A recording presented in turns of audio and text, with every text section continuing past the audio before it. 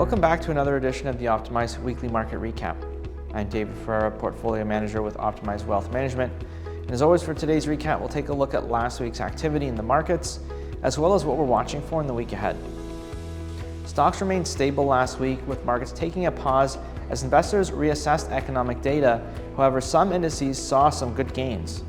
The TSX rose by 86 basis points, the S&P 500 up 22 basis points, and both the Nasdaq and the Dow finished the week up 9 basis points.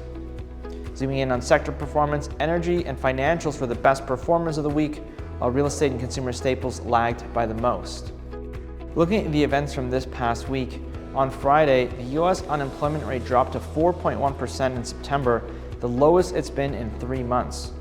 This marks a significant improvement in the labor market, with the workforce participation rate remaining steady and overall employment conditions strengthening. On Tuesday, data showed that Canada's manufacturing sector experienced slight improvement in September, signaling the first improvement since April of 2023. This advancement reflects strong domestic demand, a rise in new orders, and better overall conditions for businesses, really indicating a healthier environment for production and employment.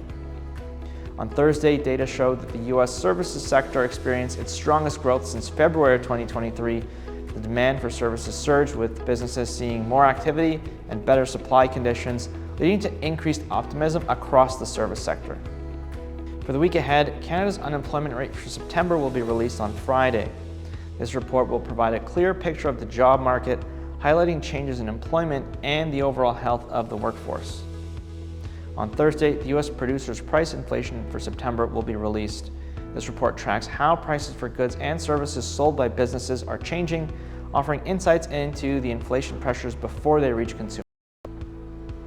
And the U.S. inflation rate for September will be released on Thursday. In August, prices saw a modest increase driven by higher costs for shelter and travel, while energy prices declined. This report will provide a clear picture of how prices are trending for essential goods and services. Looking at the corporate earnings calendar, notable companies reporting results this week include Pepsi and a number of U.S. banks such as JP Morgan, Wells Fargo, and BNY Mellon. And that's all for this week's edition of the Weekly Market Recap. As always, thank you for watching and see you next week.